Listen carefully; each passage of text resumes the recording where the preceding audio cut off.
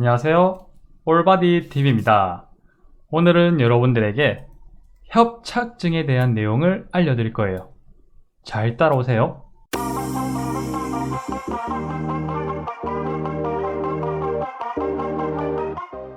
척추관 협착증.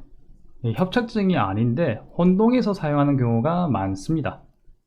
협착과 협착증이 비슷하지만 의학적인 용어로 볼 때는 의미가 약간 달라요. 협착은 이 엑스레이와 같은 영상 진단학을 볼 때 디스크 사이가 좁아져 있는 공간, 이런 공간을 보고 협착이라고 표현할 수 있어요. 공간 자체가 좁아져 있다는 것을 의미하는 거죠. 하지만 협착증은 이 좁아진 공간과 주된 증상이 동반돼야 돼요. 의학적 용어로 협착증이 사용될 때는 보통 두 군데로 사용할 수 있어요. 첫 번째는 척추관입니다. 이 척추를 보게 되면 척수가 지나가는 구멍이 있습니다. 이곳을 척추관이라고 하는데, 이곳이 좁아져서 주된 증상이 나타나면 척추관 협착증이라고 부르고, 다른 한 곳은 추간공입니다. 추간공은 척추가 만나는 지점을 보면 돌기가 있어요. 위 척추의 아래 관절 돌기와 아래 척추의 위 관절 돌기, 여기가 만나면 후관절이라고 하거든요. 이 후관절 옆을 보면 구멍이 하나 있죠. 여기를 추간공이라고 합니다. 척추 사이 공간이죠. 이곳으로 신경근이 뻗어져 나오게 되는 지점이 되는 겁니다. 추간공이 좁아지면 추간공 협착증이라 부르고, 주된 증상이 동반되어야 하는 거죠. 이렇게 협착증은 의학적인 용어로 신체에서 두 군데로 주로 사용하게 됩니다. 자, 오늘은 척추관 협착증에 대해 초점을 둘 거예요.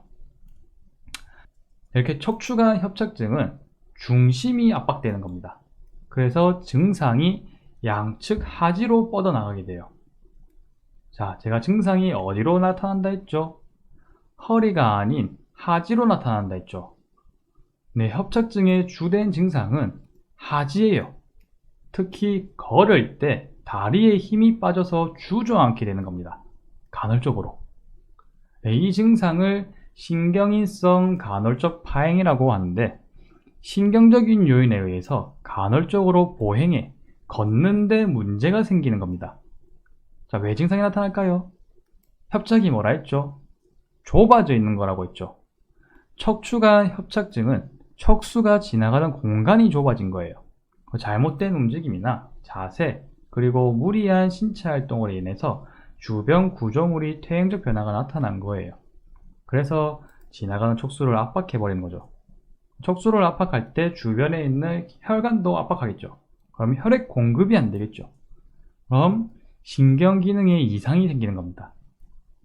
허리에 척추관 협착증이 있으면 이제 다리로 정상적인 신호 전달을 할 수 없기 때문에 다리가 말을 안 듣는 거예요. 그래서 다리에 힘이 빠지고 주저앉아 버린 거죠. 그런데 이 증상이 앉아있어, 쪼그려 앉아있으면 호전이 돼요.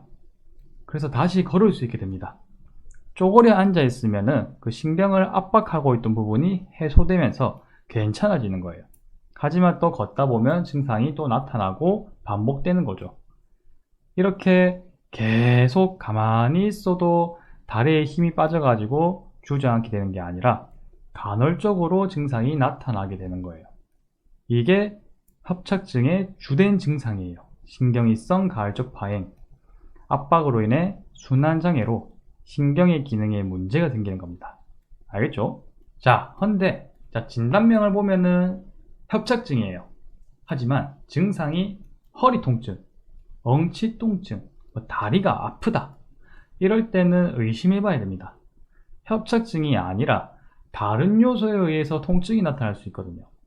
협착증도 물론 허리 통증이 나타날 수 있지만 주된 증상이 아니에요.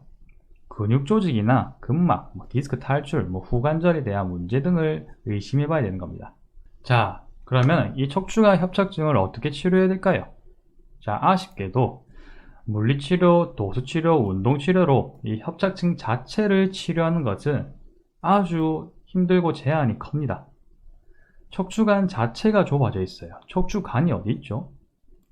몸속 깊숙이 있는 척추뼈, 그 중에서도 그 뼈 안쪽에 둘러싸여 있는 구멍이에요.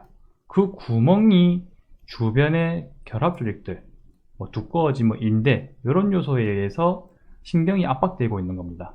그래서 이 도수치료, 운동치료로 그 부분을 두꺼워진 인대를 가늘게 한다거나 공간을 좀 넓게 해준다거나 하는 것은 어렵습니다. 그래서 약물치료나 주사치료를 통해서 호전되기를 좀 기대해 봐야죠. 보행이 5분도 하기 힘들다, 걷는 게 5분도 하기 힘들고 일상생활이 불가능하다, 그럴 때는 이제 수술적인 치료도 좀 고려해 봐야 됩니다. 하지만 그렇다고 도수치료나 운동치료를 하면 전혀 도움이 안 되냐? 그런 거는 또 아니에요.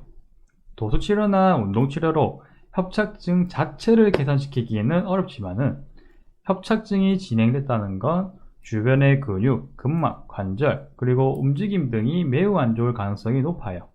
그래서 척추의 불안정성이 높을 가능성이 높죠. 그렇기에 협착증 자체를 치료해보겠다는 접근보다는 주변 조직의 악화가 진행되는 것을 막아주고 척추의 불안정성을 해소해줄 수 있는 방향으로 접근하는 게 더 나을 수 있습니다. 알겠죠? 협착증은 내가 나삭게 했다, 협착증 내가 치료해보겠다, 그렇게 생각하시면 큰 실수를 하실 수도 있습니다. 이렇게 오늘 척추관 협착증에 대해서 알아봤는데요. 다른 허리 질환, 디스크와 관련된 질환, 근육, 근막, 관절에 대한 질환과 척추관 협착증을 이렇게 구분해서 이해하고 알아두시면 많은 도움이 되실 겁니다. 그럼 항상 건강하세요.